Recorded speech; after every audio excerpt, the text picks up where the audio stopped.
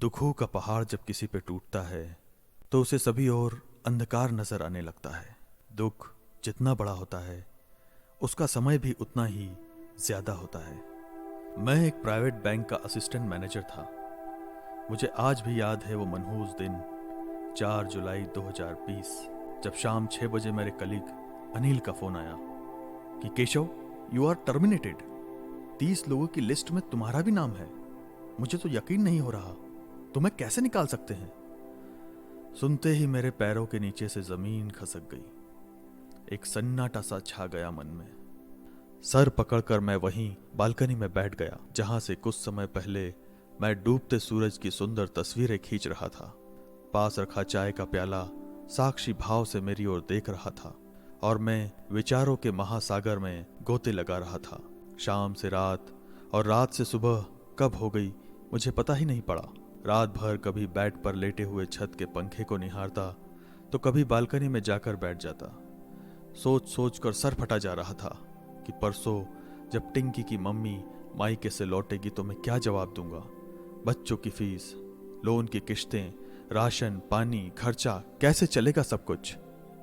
सुबह सुबह ही मेरा दोस्त अनिल मेरा दुख बांटने मेरे फ्लैट पर आ गया और मुझे सांत्वना देने लगा। अरे क्या हुआ केशव, कोई खास बात नहीं, नौकरियों की कमी थोड़ी ही है, दूसरी मिल जाएगी, तू टेंशन न ले। उसकी इस सांत्वना ने मुझे कुछ पल के लिए शांत कर दिया, पर उसके जाते ही मैं फिर उसी महासागर में हिचकोले खाने लगा जिसमें मैं रात भर था। फिर मैसेज के जरिए मैंने सारी बात पत्नी को बता दी।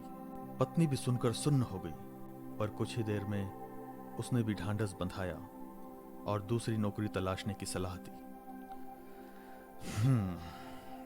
और तब का दिन था और आज का दिन है 10 जुलाई 2021। 2500 कंपनियों में अप्लाई किया, खूब हाथ पैर मारे, पर रिजल्ट 0 रहा। दोस्तों रिश्तेदारों से भी कर्ज ले चुका था। अब किस मुंह से और बोलता।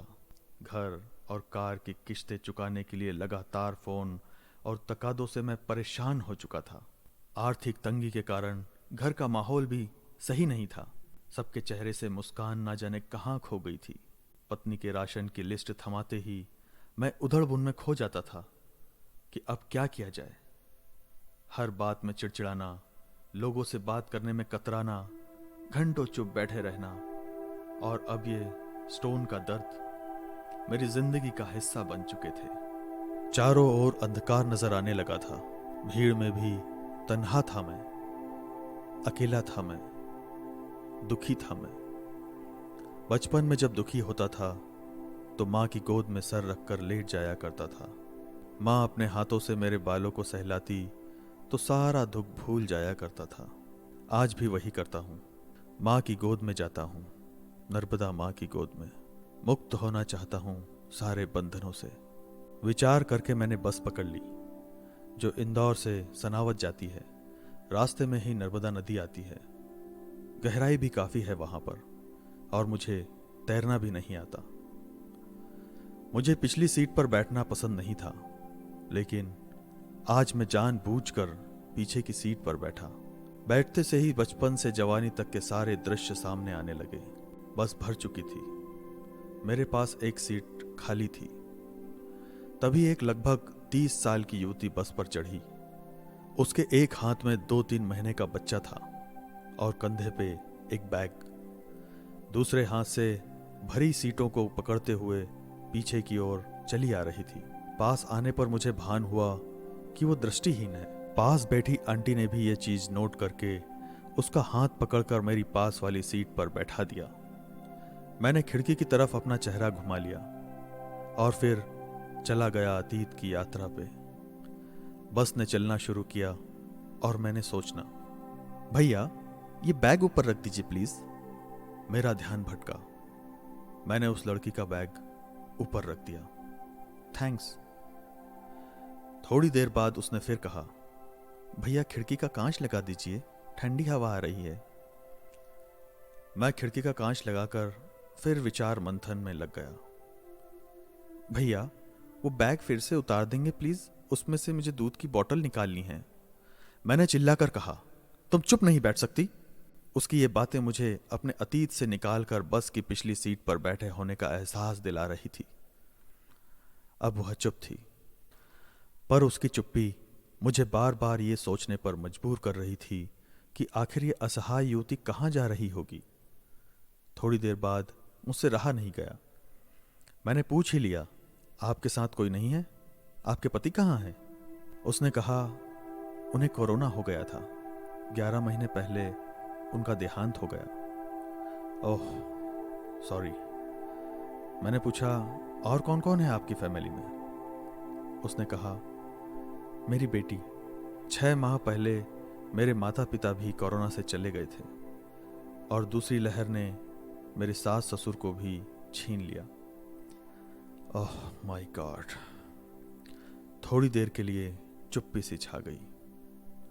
मैंने फिर पूछा, और आपकी आंखें जन्म से ऐसी हैं? उसने जवाब दिया, नहीं, मैं भी कोरोना से नहीं बच सकी। कोरोना के बाद मुझे ब्लैक फंगस हो गया था, जिससे मेरी आंखें चली गई। मैं भी अपनी जीवन लीला समाप्त कर देना चाहती थी, पर तभी डॉक्टर्स ने मुझे आकर बताया कि मैं प्रेग्नेंट हूं। फिर मैंने फैसला किया कि मुझे जीना है अपने आने वाले बच्चे के लिए। मैंने पूछा, अभी कहाँ जा रही हो? उसने कहा, यहीं आगे एक पड़ाली नाम का गांव है, वहाँ एम फॉर सेवा एक स्कूल है और बच्चों का हॉस्टल भी। वहीं एक नौकरी मिली है।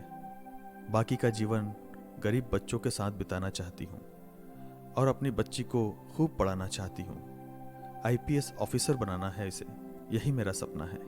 वाह, क्या नाम है इसका? किरण। और आपका? आशा। बस रुकी। थैंक यू भैया। उसने अपना बैग उठाया और बच्ची को हाथ में लेकर धीरे धीरे बस से नीचे उतर गई और मैं उसे एकटक देखता रहा और सोचने लगा कि उसकी बेटी वास्तव में किरण है, आशा की किरण, जिसने मुझे भी अंधकार के गर्त से निकालकर प्रकाशमान रास्ते पर चलने के लिए प्रेरित किया। मुझे मेरी पत्नी, बच्चों और माता पिता के साथ बिताए वो सारे खुशी के पल याद आने लगे। भैया बस रोकना। और मैं भी रास्ते में उतर गया और खड़ा हो गया वापसी की बस के इंतजार में।